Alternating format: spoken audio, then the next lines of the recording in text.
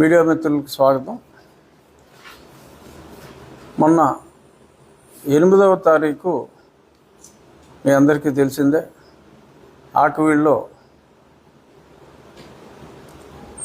నేను అక్కడ ఎప్పుడో పురాతన 100 సంవత్సరాల పైబడిన రామాలయం సందర్శించడం జరిగింది. ఆ సందర్శించడానికి కారణం పేపర్లో 7వ తారీఖు, ఈ నెల 7వ తారీఖు న్యూస్ పేపర్లో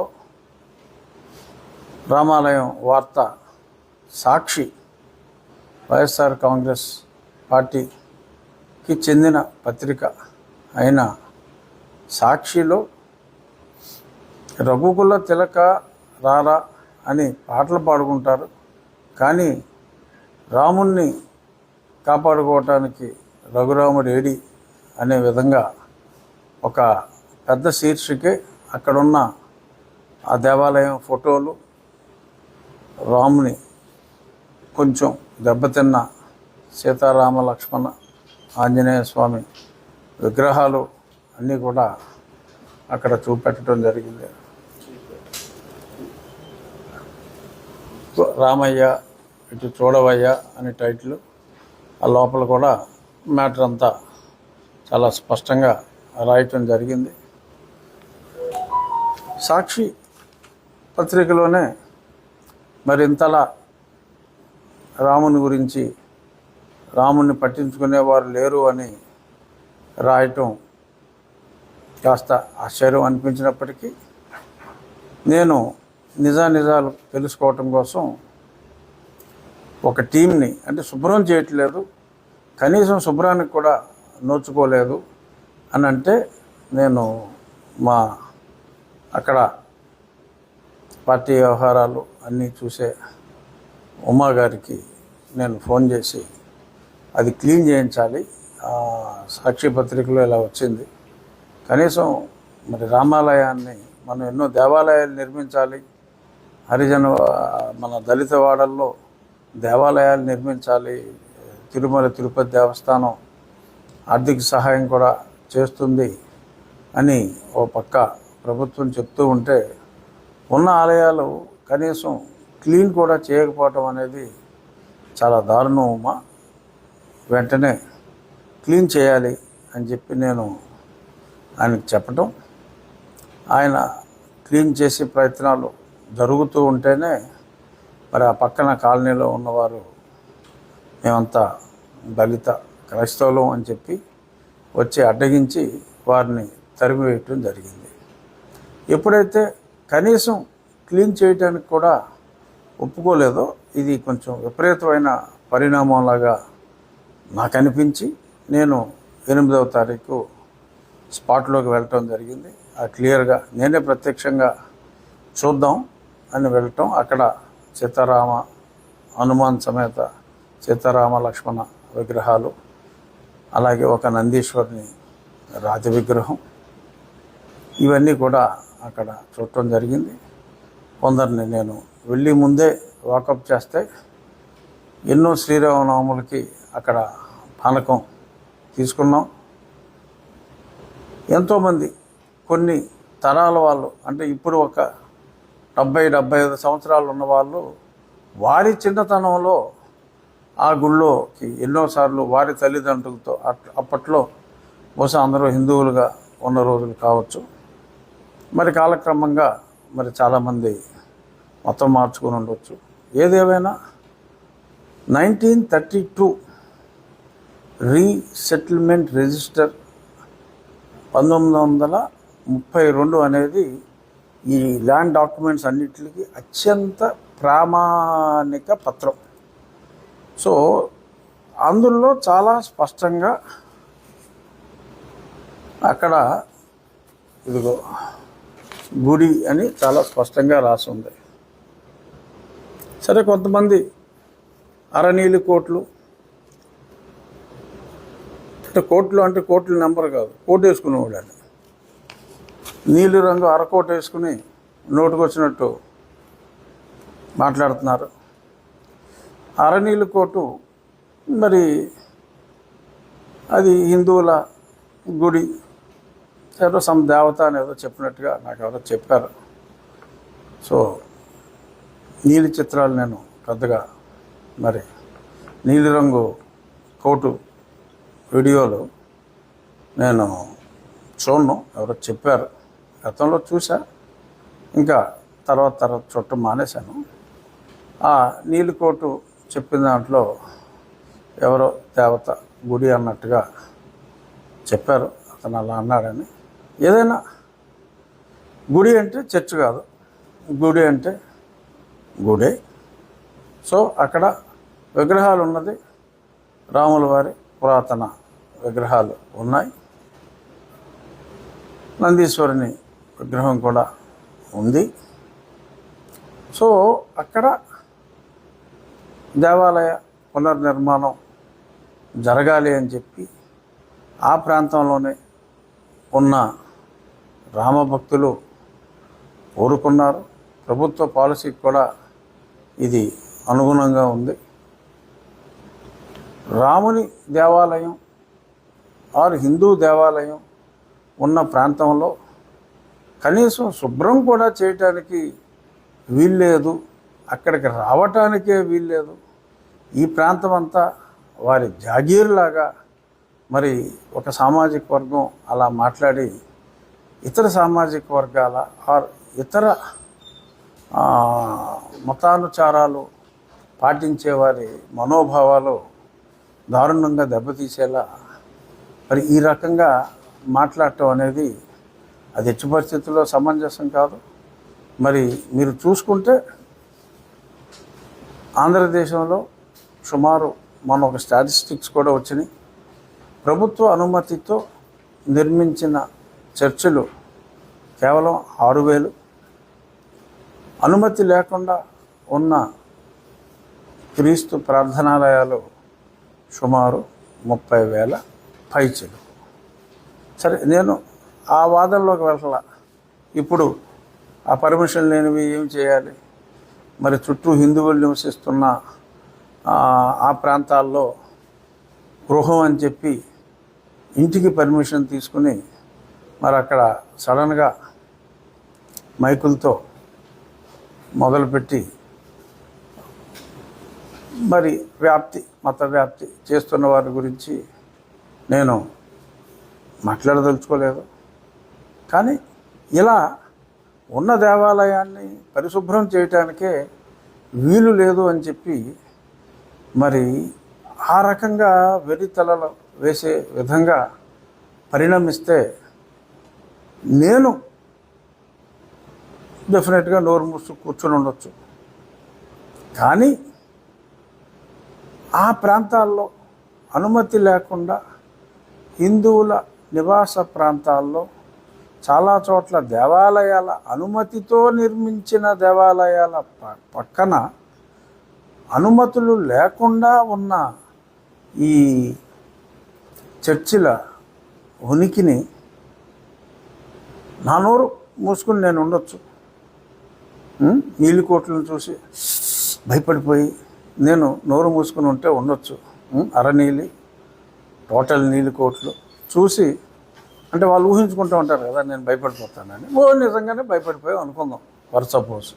కానీ ప్రజలు అందరూ ఈ అరకోటికి ఫుల్ కోటికి భయపడరు కదా, మరి వాళ్ళ రియాక్షన్ ఉండొచ్చు కదా.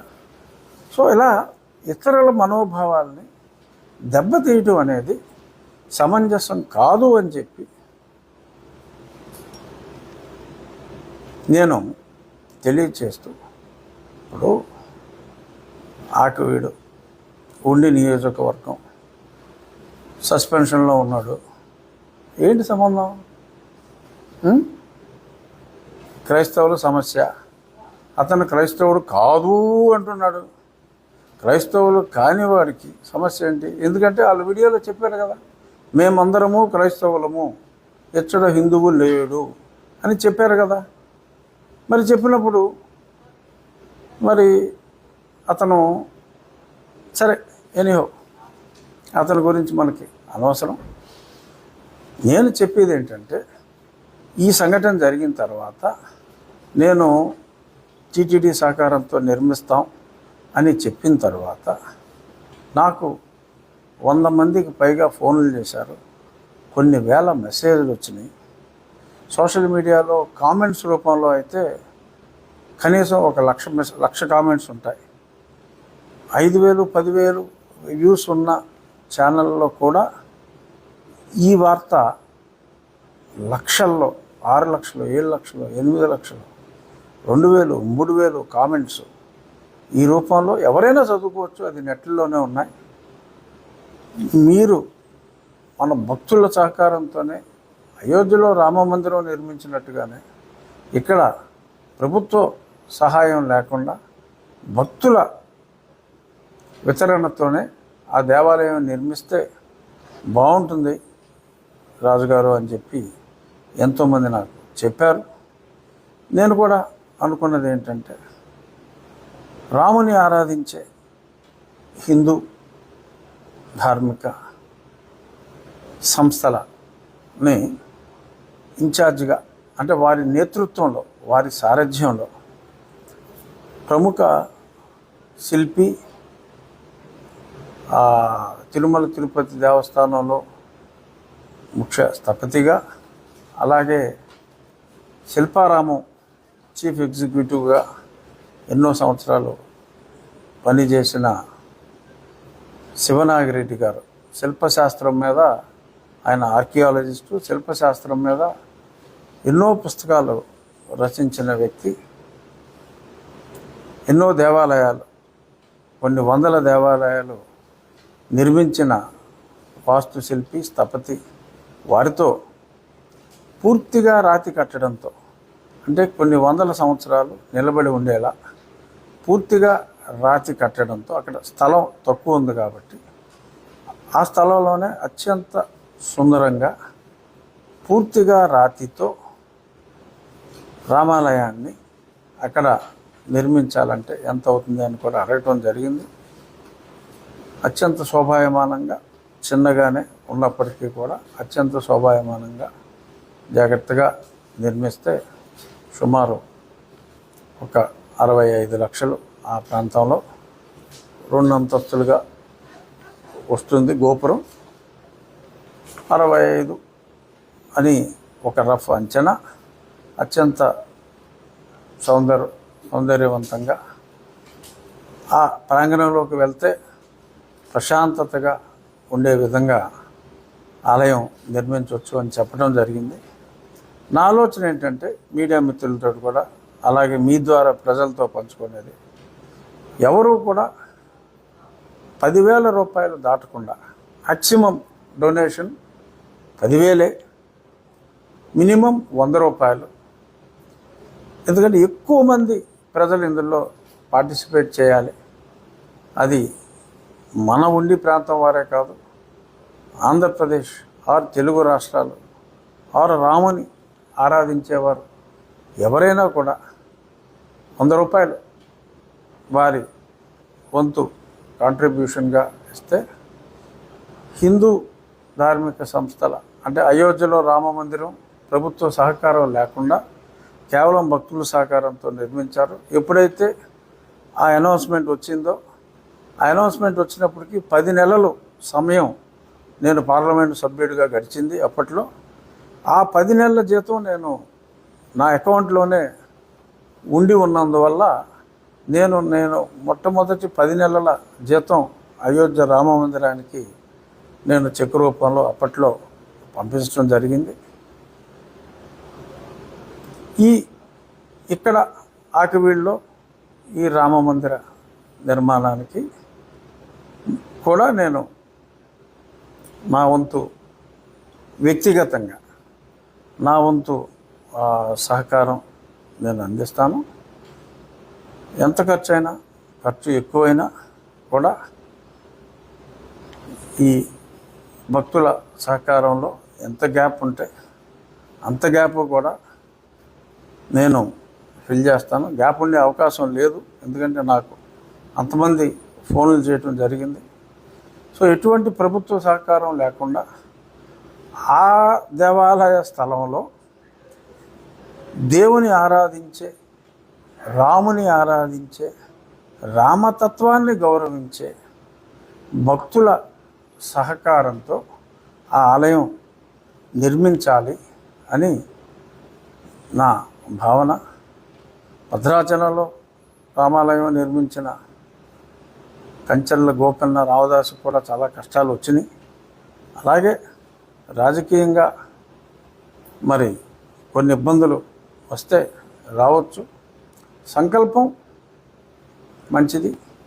ఈ శ్రీరామనవమి నాటికి నేను రాబోయే 1-2 రోజుల్లో ఆ హిందూ ధార్మిక సంస్థలు ఎవరైతే రామతత్వాన్ని బోధిస్తున్నారో ఆ రామతత్వాన్ని బోధించే, రాముని ఆరాధించే ఆర్గనైజేషన్స్తో మాట్లాడి వారి బ్యాంక్ అకౌంట్ కూడా వారి నేతృత్వంలోనే ఉండేలాగా అంతా పారదర్శకంగా వారి నాయకత్వంలో స్థపతి డిజైన్లన్నీ కూడా స్థపతి గారి నేతృత్వంలో డిజైన్లన్నీ ఫైనలైజ్ చేసి ఆ దేవాలయం సాధ్యమైనంత తొందరగా నిర్మించాలనేది, వచ్చే శ్రీరామనవమి నాటికి పూర్తి చేయాలి అనేది కోరిక. ఖచ్చితంగా నా విన్నపం కూడా అక్కడున్న నిన్న మొన్న గొడవ చేసిన మేమందరం క్రిస్టియన్సే అని గొడవ చేసిన వారికి కూడా నా వినతి ఏమిటంటే, అక్కడ నేను వెరిఫై చేశా, మరి సెన్సస్ ప్రకారం అతి తక్కువ మంది క్రిస్టియన్స్ ఉన్నారు. ఇన్ రియాలిటీ చర్చికి వెళ్ళటం కానీ వారి మరణానంతర కార్యక్రమాల నిర్వహణలో ఫాలో అయ్యే రిచువల్స్ కానీ ఇవన్నీ చూస్తే చాలా ఎక్కువ శాతం క్రిస్టియన్లు ఉన్నట్టుగా తెలిసింది. కానీ అది మనం నమ్మలేం, ఎందుకంటే వారి సర్టిఫికెట్సే మనకి ప్రామాణికం కాబట్టి. ఆ సర్టిఫికెట్స్లో మరి మెజారిటీ పర్సంటేజ్ హిందువులే ఉన్నారు కాబట్టి, సరే వారు హిందువులా క్రైస్తవులా అన్నది 5 నిమిషాలు పక్కన పెడితే, అక్కడ ఇంకా ఇతర కులాల వారు కూడా దానికి 100 మీటర్ల పరిధిలోనే ఇతర సామాజిక వర్గాల వారు కూడా ఉన్నారు. ఒక దేవాలయం అంటే ఇప్పుడు కాలకూరులో మన గుడి ఉందంటే అది కాలకూరులకు కాదు, రాష్ట్రం అంతా కూడా అక్కడికి వస్తూ ఉంటారు. మావుళ్ళమ్మ గుడి అంటే భీమవరం వల్లే కాదు, రాష్ట్రం అంతా కూడా ఆ గుడికి వస్తూ ఉంటారు. అలాగా ఇది ఏదో ఒక కాలనీకో ఒక 10 కుటుంబాలకో సంబంధించింది కాదు. రాముడు ప్రజల ఆస్తి. అక్కడ రామాలయం అందరికీ కూడా, బయట నుంచి వచ్చే వాళ్ళకు కూడా అక్కడ రామాలయం అనేది ఒక చక్కటి ప్రమాణాలతో, వాస్తు పరిజ్ఞానంతో చక్కటి రామాలయాన్ని అక్కడ నిర్మించడం జరుగుతుంది. వీరు కూడా సహకరించాలి అని చెప్పి కోరుకుంటున్నా.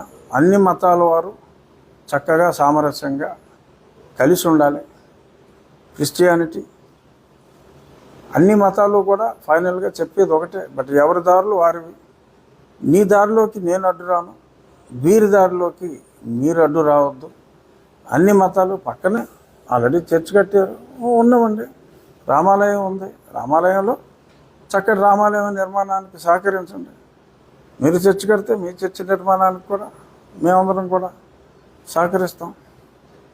ఇక మొన్న ఏదో ఒక ఇందులోనే వేశారు, అంటే ఎవడో మాట్లాడాడు, some Christian all India Christian organisation వారు, నేనేదో 23 చర్చిలు కొట్టేశానని, 3 మసీదులు కొట్టేశానని.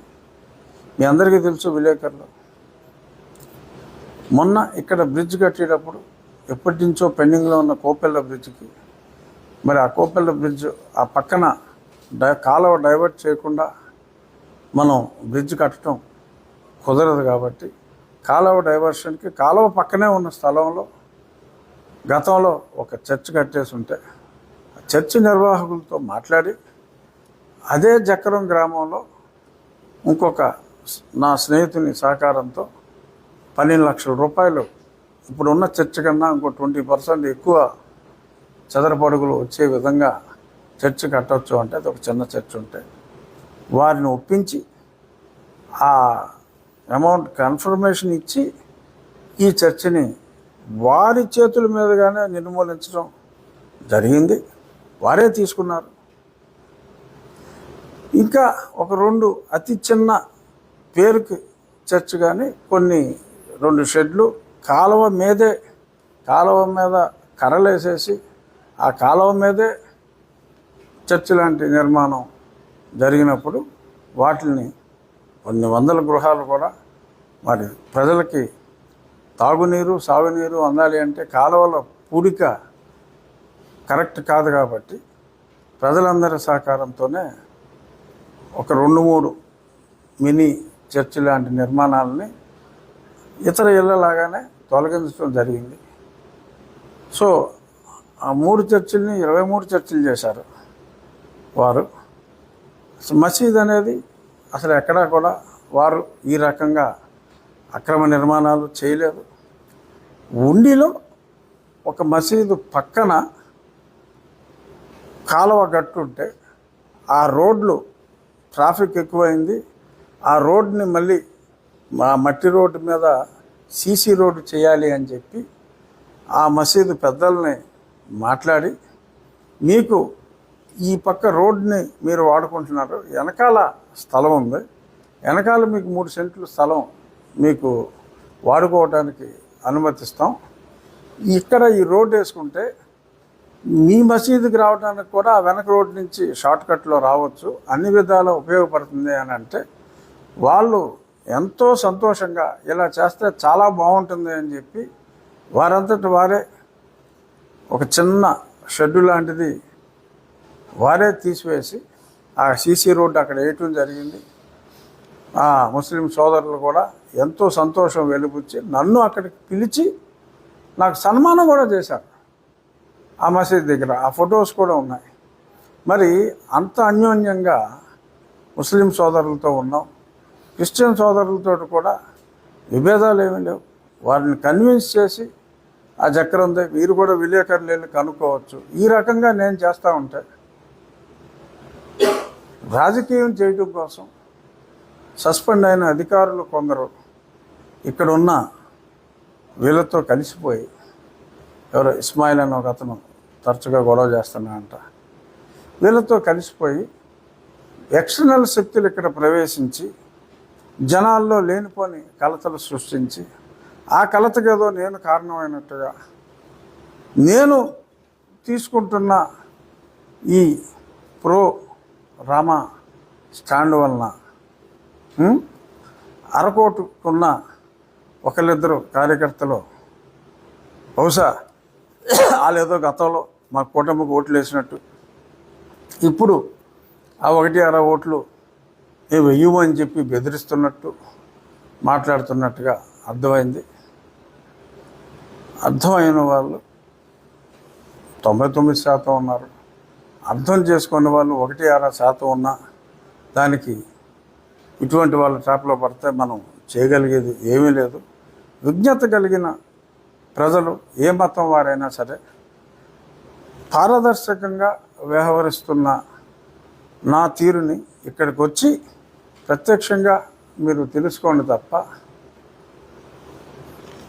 అరనీలి కోటు పూర్తి నీలి కోటు పేలే అవాకులు చవాకులు నా నియోజకవర్గం వరకు వచ్చి ఇక్కడ జరిగిన అభివృద్ధి ఏమిటి, ప్రజల అభిప్రాయం ఏమిటి, ఎవరో ఒకళ్ళిద్దరూ వాళ్ళ దగ్గర పేమెంట్లు తీసుకుని మాట్లాడే వాళ్ళ గురించి మాట్లాడే స్థాయి కూడా నాది కాదు. సో నేను అత్యున్నత రాజ్యాంగ పదవిలో ముఖ్యమంత్రి చంద్రబాబు నాయుడు గారు నన్ను నియమించారు కనుక ఇంతకు మించి నేను నా స్థాయికి తగ్గి వేరే వ్యక్తుల గురించి నేను మాట్లాడకూడదు. జస్ట్ ఒక హింట్ ఇచ్చాను, ఈ కుట్రలో మీరెవరో భాగం కావద్దు. ఎక్స్టర్నల్ ఫోర్సెస్ ఇక్కడ కుట్ర పన్నుతున్నాయి. అక్కడ ప్రజల సహకారంతో అత్యంత సుందరంగా పూర్తిగా రాతి కట్టడంతో చక్కటి రామాలయం, అంటే అయోధ్యలో నిర్మించింది పెద్ద రామాలయం, ఇక్కడ ఒక చిన్న రామాలయం 65 లక్షల రూపాయల సుమారు ఖర్చుతో ప్రజల సహకారంతో ఆకివీడులోనే అదే ప్రాంగణంలో నిర్మిస్తాం. దానికి మరొక్కసారి అక్కడున్న ప్రజలు, వారు క్రైస్తవులు కావచ్చు, హిందువులు కావచ్చు, ఏ కులం వారైనా కావచ్చు, అందరి సహకారం కూడా ఉంటే బాగుంటుంది అని తెలియజేస్తూ వచ్చే శ్రీరామనవమి నాటికి అక్కడ రామాలయంలో తప్పకుండా మనం ప్రార్థనలు చేయగలము అని చెప్పి ఆశిస్తున్నా. ఏమన్నా ప్రశ్నలు ఉంటే అడగండి. ఈ ఆర్ఎస్ఆర్ చూపెట్టాను క్లియర్గా. ఇగో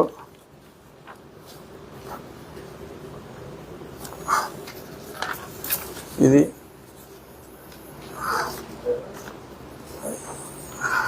చెయ్యి సరిగ్గా పనిచేయట్లా. నంది బొమ్మ ఉందా?